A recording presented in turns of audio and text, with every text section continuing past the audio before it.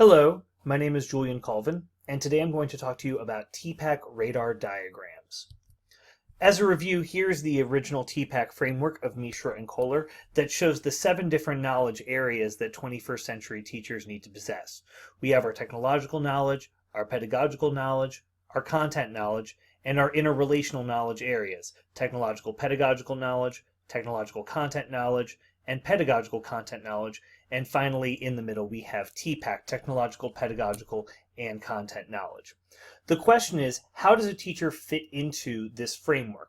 One way that a teacher can fit into this framework is by evaluating their abilities in each of these 7 knowledge domains and using that to come up with some sort of number that reflects their knowledge in each of those domains. We're going to talk about how to do that. So some possible data sources to help evaluate a teacher's knowledge in each domain would be the teacher evaluating themselves, a classroom observation, reviewing documents like lesson plans, a survey or questionnaire, an interview, and other data sources that can help capture a teacher's knowledge in each of the 7 domains. Based on these data sources, the total knowledge and total degree of understanding captured can be rated using a 7-point Likert scale.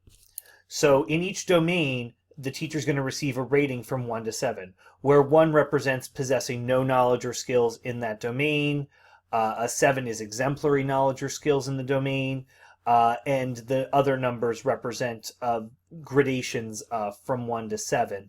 And we can see the key descriptor words here. We have no, minimal, developing, satisfactory, proficient, advanced, and exemplary. Now these words are very general, the idea being that for a specific teacher in a specific teaching assignment that there would be some clarification about what constitutes the boundary between, say, satisfactory and proficient for that particular teacher in that particular assignment. But this is a very general Likert scale that we can use to rate a teacher in each of the 7 domains of TPACK.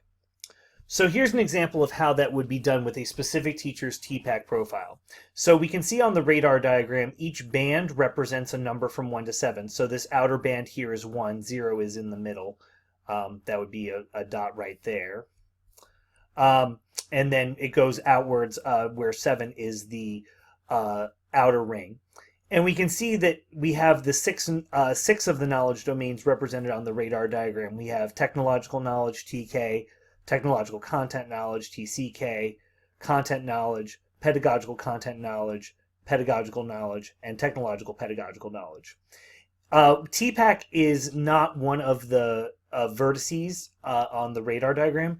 So instead what we do is we use the color of the hexagon to represent the teacher's rating in TPACK. So for example, to interpret this diagram, this teacher rated themselves a 6 in technological knowledge. They rated themselves a 5 in technological content knowledge, a 7 in content knowledge, a 6 in pedagogical content knowledge, a 5 in pedagogical knowledge, and a 2 in technological pedagogical knowledge. And since their hexagon is orange, that means they've rated themselves a 2 in TPACK. So that's how we interpret the radar diagram to show their TPACK profile. We're going to talk about some advantages of using this radar diagram. So the features that the radar diagram possesses that make it good to help a teacher evaluate themselves or be evaluated based on the TPACK framework is that it's a visual representation of their knowledge in all 7 of the TPACK domains.